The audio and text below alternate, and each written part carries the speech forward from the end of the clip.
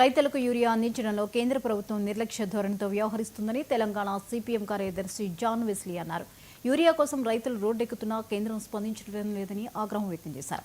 BJP నాయకులు కుంటిసాకులు చెబుతూ కృత్రిమ కొరత సృష్టించారనే తప్పుడు ప్రచారం చేస్తున్నారని మండిపడ్డారు.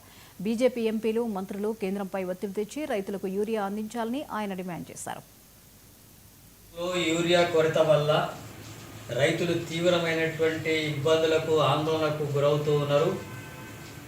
సరిగ్గా పనులు బాగా జరుగుతున్నటువంటి సమయాన పొలాల్లో పనులు చేస్తూ పంటలకు తగిన చర్యలు తీసుకోవాల్సినటువంటి ఈ సందర్భాన యూరియా లేకపోవడం వల్ల మొత్తం రోడ్ల మీద నిరసన కార్యక్రమాలకు, అట్లాగే సహకార సంఘాల ముందు, షాపుల ముందు నిరసన కార్యక్రమాలు చేయాల్సి వస్తుంది. అక్కడ పడిగాపులు గాయాల్సినటువంటి స్థితి వస్తుంది. మన రాష్ట్రానికి 9,80,000 టన్నుల యూరియా కేటాయించాల్సి ఉండగా కేంద్రం మన రాష్ట్రానికి కేటాయించడం లేదు.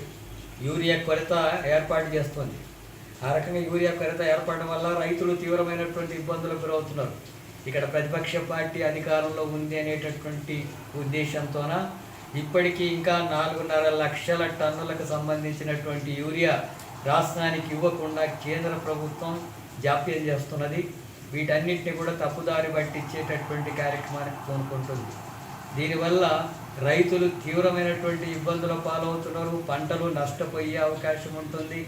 తర్వాత దొరికినా సరే యూరియా వేస్తే కూడా తగినటువంటి తగినటువంటి వనరులు రావు, ఆదాయం కూడా సరిగ్గా రాదు. ఆ రకంగా నష్టం జరిగేటటువంటి చర్యలకు బీజేపీ ప్రభుత్వం కొనుక్కుంటుంది. మన రాష్ట్రానికి సంబంధించినటువంటి 8 మంది ఎంపీలు ఉన్నారు, 2 మంత్రులు ఉన్నారు. రోజు చూస్తున్నారు పత్రికల్లో. 2 నెలల నుంచి రైతులు ఈ రకమైనటువంటి అవస్థల పాలవుతుంటే స్పందించడం లేదు. ఆ యూరియాని తెప్పించే కార్యక్రమానికి కూడుకోవడం లేదు. కేంద్రం మీద ఒత్తిడి తీసుకురావడం లేదు. కేంద్రం నుంచి మనకు రావాల్సినటువంటి వాటా రప్పించేటటువంటి ప్రయత్నం కూడా ఏమీ చేయడం లేదు. ఇలాంటి వాళ్ళు ప్రజాప్రతినిధులుగా ఉండడం రాష్ట్రానికి తీవ్రమైనటువంటి ద్రోహం చేసినటువంటి వాళ్ళుగా